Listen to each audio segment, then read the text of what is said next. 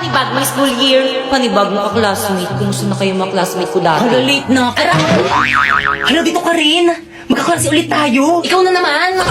Ako si Napoy, ang campus crush ng school na to at excited na ako magpaiyak ng mga babae lalo na ng mga grade 6. Uy, sino yan? Halati ang pogi niya. Oo nga, te. Kamukha niya yung ex ko. Anong name ng ex mo? Nakakainlove Sana malahian ako. Good morning, class. Nice to meet you all. Ma'am, parang ang bait niyo, ma'am. Recitation tayo. Recitation agad. First day pa lang Oo nga, di ba dapat introduce pa lang yun? Napoy, stand up. Hi. Ma'am, ako po. Yes, may iba pa bang Napoy dito? Kaya mo yan, crush. Go, par. What is the Philippine national fish? Ay, ang hirap. Ano ba? Tagalogin nyo nga. Ano daw ang pambansang isda? Pambansang isda. Ano, ma'am? What? Ano po? Hala, umiiyak ba siya? Hindi niya alam yung sagot, ang dali-dali Ano? lang. Hindi ko na siya crush. I said what? Tampal po kayo. Tama ba? Nag-iba na pala? Ma'am, bakit yaya? Hay nako, nandito na naman yung pakialamerang katulong na yan. Magpapaalam lang po sana ako mga ma'am. Magre-resign na po ako. Ano? Bakit? Yaya, kung dahil lang to sa pagmamataas ko ng boses sa'yo, sorry. Stress lang talaga ako sa trabaho. Nay, hindi mo kailangan humingi ng tawad dyan. Katulong lang yan. Alam ko naman po sa sarili ko na katulong nyo lang ako eh. Naalipin nyo lang ako. Pero hindi ko na po kaya yung pagmamalupit nyo sa akin. Yaya, sorry, hindi ko alam na ayan pala yung nararamdaman mo. Huwag ka nga humingi ng tawad dyan eh sa katulong na yan. Ikaw pa talaga may gana magreklamo. Kung gusto mong umalis, umalis ka. Dalhin mo lahat ng gamit mo. Ma'am, saan po kayo pupunta? Gabi na. Wala kang pake. Pero ma'am, baka pagalitan ako ng mami at daddy mo kapag pinayagan kitang lumabas ng bahay. Lalo't at ngayong gabi na. Pwes wala akong pake. Pabayaan mo nga ako. Gabi na kasi, ma'am. Marami ng adik sa labas. Ang gusto ko lang naman maging ligtas ki. Dahil para na kitang anak. Anong parang anak? Wala akong magulang na katulong kagaya mo. Naiintindihan mo? Opo.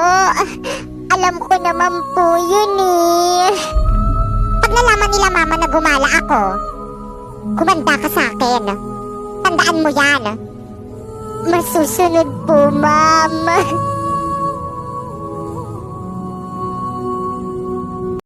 Hi, Fanny kong Earth! Oh, Saturn! Kumusta ka na? Ang ganda mo pa rin, ah! Oo naman! Pretty talaga ako! At bukod sa maganda, mayaman rin ako! Ay, talaga ba? Paano mo naman nasabing mayaman ka? Ano kasi, you know, kung dyan sa planet mo, tubig ang ulan, dito sa planet ko, diamante ang ulan. Wow! Ang bongga naman pala dyan sa planeta mo, Saturn.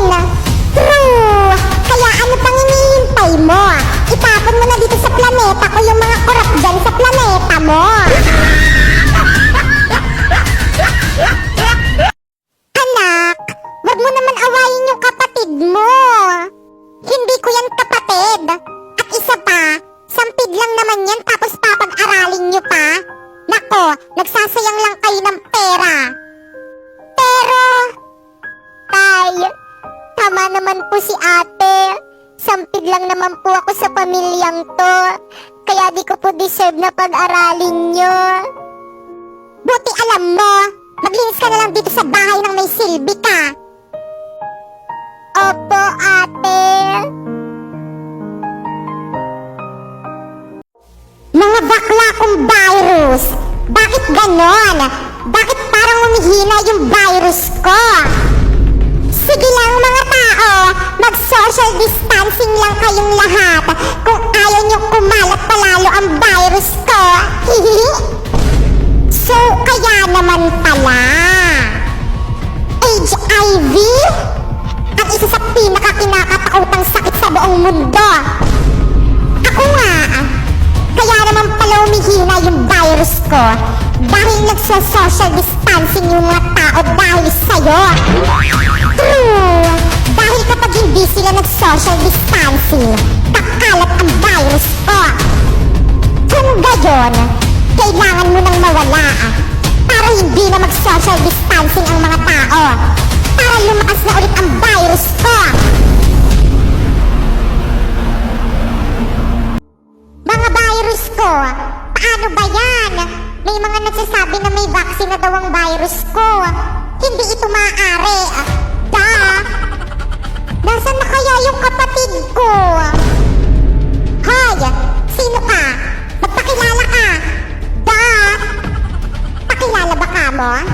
Music please.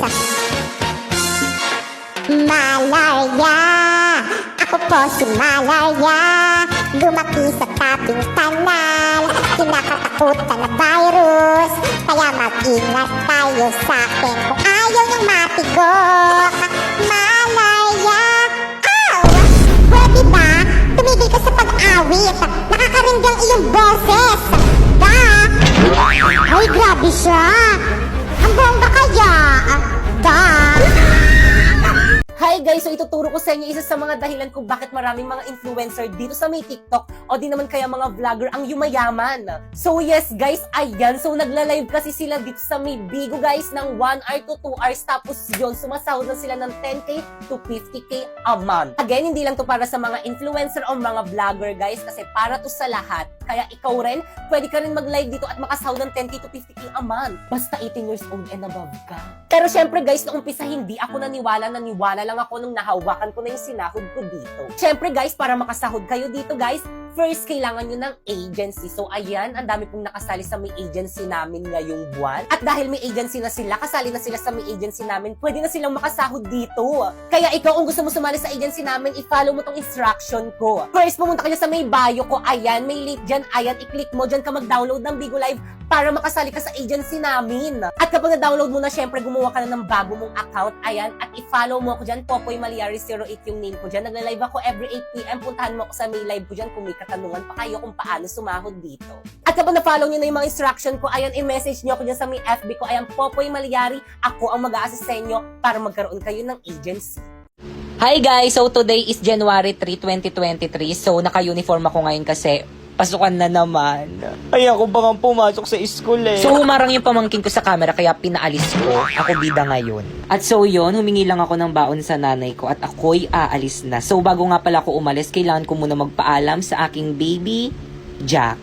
Cute-cute niya no, pero may nalapa na yan. At so yun, nakaalis na ako sa aming bahay at ako'y naglakad na at sumakay sa tricycle. So kung nakikita nyo guys, ang sama ng panahon, actually ayaw akong papasukin ni mama, pero dahil masipag ako, pumasok pa rin ako. At habang naglalakad ako, nag-aabang ng bus, kinakabahan ako kasi palakas ng palakas yung ambon. Pero okay lang kasi mabilis lang naman ako nakasakay ng bus. Kaya I'm so happy. Di lang halata. At so habang nabibidyo ako, may tumitingin kaya nagpanggap na lang ako na nagsasalamin. So yung bumaba na ako, super lakas ng ulan, grabe. Dapat pala talaga sinunod ko na lang yung nanay ko. Sana hindi na lang ako pumasok. Hoy, huwag kayo maingay. Magla-live lang ako. Subukan nyo mag-ingay lagos kayo Guys, sa wag daw maingay, magla-live daw siya. Hi! Hi, ano na? Kumusta naman kayo ngayon? Okay lang, te. Good morning, class! Hala, si ma'am nandito na. Hala, parang ang fresh mo ngayon. Hindi naman. Good morning, ma'am. Ano ginagawa niyan? Nagla-live, ma'am. Kanina pa yan. Sabi namin nandito ka na pero ayaw niya pa rin tumigil sa pagla-live. Oo nga, ma'am. Nasan ka, te? Nandito ako sa school ba't ka namin. nagla-live? Wala kasi kaming teacher, kaya dito ako nagla-live. Tamad kasi magturo yung teacher. Gusto niyo ba kumita ng 10k to 60k a month? Paano? Oo nga, paano? Magla-live ka lang naman ng 1 to 2 hours, kaya ano pang hinihintay mo? I-follow mo na tong instruction ko. First, pumunta ka sa bio ni Popoy. Talagang account ko pa talaga yung ginamit mo, ha? Tuloy mo. Ay, sige po, ma'am. Second, i-click mo yung link. At pagka-click mo, i-download mo syempre. At last but not the least, gumawa na kayo ng sarili nyong account at pagkagawa nyo, i-follow nyo kami, ha? Okay, Dan, nagawa na namin lahat ng mga instruction mo. Kikita na ba kami nun? Siyempre, hindi pa. No, kailangan nyo muna maghanap ng agency nyo. Ay, wala kaming agency. Sige na nga, isasali ko na kayo sa agency namin. Teka, nasa na si ma'am? Shh! Press quiet, huwag kayong maingay, magle-level lang ako sa bigo. Hoy ate, may sasabihin ako sa'yo. O bakit ano yon?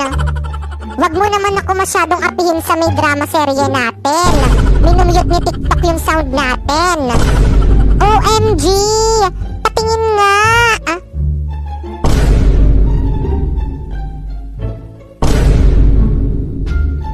Oo nga! Study, ang hirap-hirap umarte tapos imumute lang yung sound. Oo nga ate, kapag nabantong account ni Popoy, yari tayong dalawa sa kanya. Talagang yari kayo sa akin. Mga pasneya kayo. Hoy! Ako ba yung tinatawag mo? Oo, ikaw. Ay, pues may pangalan ako. Oo, princess. Ganda-ganda ng pangalan ko. Hoy, tinatawag mo sa akin. Sumama ka sa akin. Huwag mo ako inuutusan. Nanay ko nga, hindi ko sinusunod. Ikaw pa kaya? Ay! Ako rin? Oh my gosh, don't mind me. I'm just saying nga. Pero kasi your car is very cheap and dirty para sumakay ako dyan, you know. Gusto mo bilang kita Ferrari o kaya some other brand new cars tsaka mo ako kidnapin. Here's my money. Aray!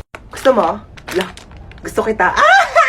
May jowa ka? Ay, kidnapper ka? Oo. Akala ko magdanakaw ka. Bakit? Ninakaw mo kasi yung puso ko. Pangit-pangit naman dito. Tapat mo nga sa akin aircon, ang init. Kainis.